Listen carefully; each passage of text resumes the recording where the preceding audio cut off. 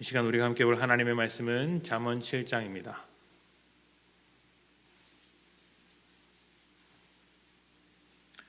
잠언 7장 1절부터 5절까지의 말씀. 1절 말씀부터 제가 봉독합니다. 내 아들아, 내 말을 지키며 내 계명을 간직하라. 내 계명을 지켜 살며 내 법을 내 눈동자처럼 지키라.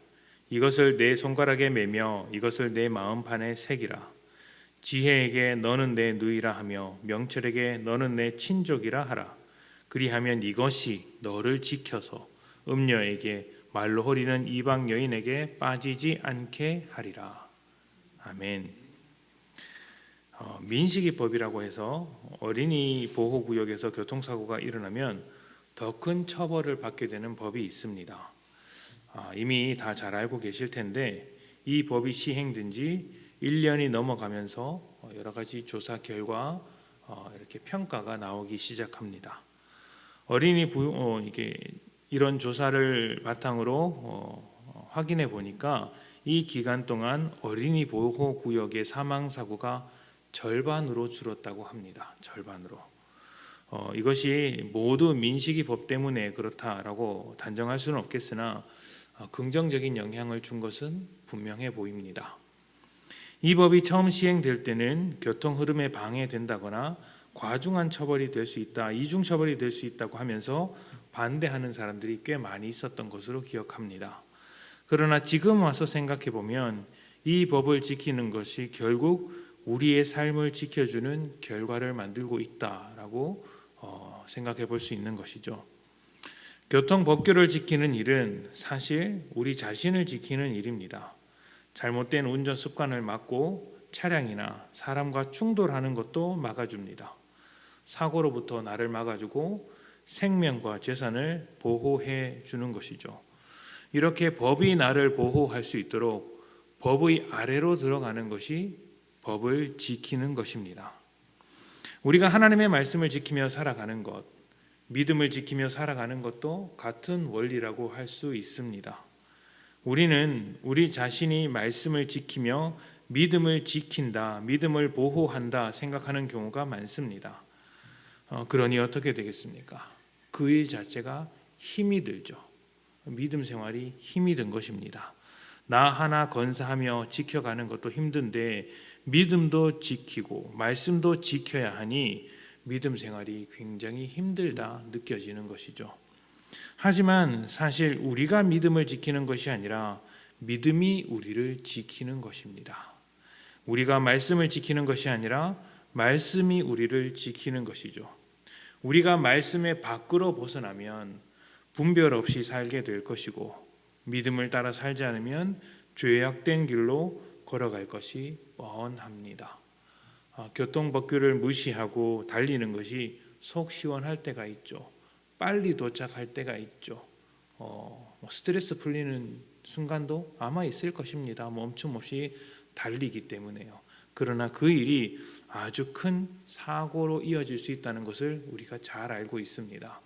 하나님의 말씀을 따르지 않는 것이 세상이 보기에 또 내 자신이 보기에 속 시원한 삶이 될 수는 있으나 언젠가 하나님 앞에서 불려갔을 때 큰 사고를 이렇게 내는 일이 될 수가 있더라는 것이죠. 2010년에 한국가족학교에서 발간한 가족과 문화라는 잡지에는 내 아이가 나를 키워준다라는 논문이 실렸습니다. 어떤 논문이냐면 장애아를 키우는 어머님들에 대한 이야기입니다. 이것을 읽어보면 깊이 생각할 만한 것들이 많이 있습니다. 장애아를 키우는 일이 쉽지 않고 또 어떤 사람들은 그런 아이들을 키우다 보니 굉장히 불행할 것이다 생각하기 쉬운데 사실 그분들의 이야기를 들어보면 다른 가정과 똑같이 슬픈 일도 있고 기쁜 일도 많이 있다는 이야기를 합니다. 무엇보다 그 아이를 키우는 동안에 그 아이들을 통해 자신이 함께 성장하며 행복을 느끼는 일이 아주 많다라는 이야기를 이렇게 주로 실어 놓았습니다. 이런 이야기를 듣다 보면 요즘과 같이 결혼과 출산에 대해서 부정적인 생각을 강요하는 시대에 굉장히 보석과 같은 이야기다라는 생각을 하게 됩니다. 아마 대부분의 부모님들은 이 이야기에 공감을 하실 겁니다. 잘 알고 지내던 한 후배는 결혼 전에 자기를 위해서 돈을 굉장히 많이 쓰는 친구였는데 아이를 낳고 나서는 그게 그렇게 아깝다고 합니다.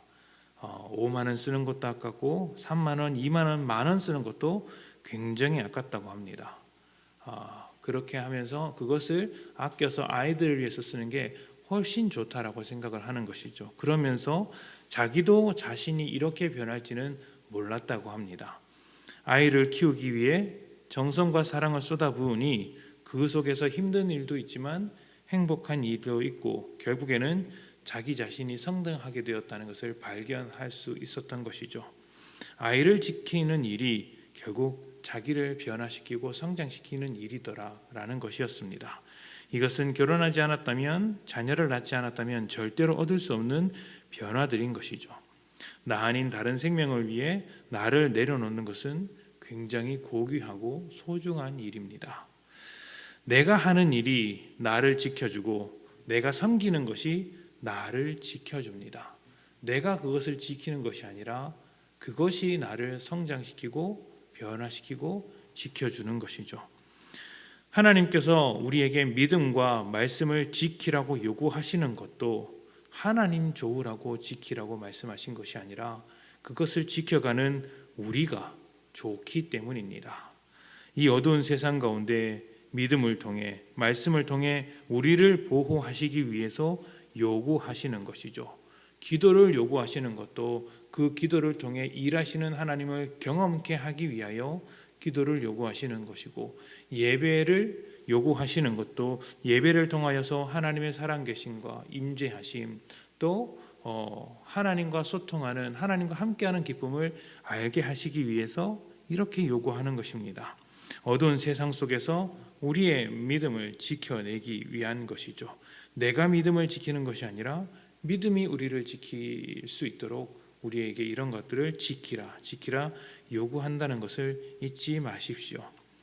오늘 하루 이렇게 말씀과 믿음을 지켜가며 그 아래에서 살아가는 여러분들이 되셨으면 좋겠습니다.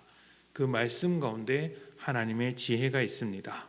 그 믿음 가운데 하나님의 은혜가 있습니다. 우리가 말씀을 지켜 나아갈 때, 믿음 아래서 살아갈 때 하나님의 지혜가 우리를 보호시켜 주시며 우리를 성장시켜 주실 것입니다. 함께 기도합시다.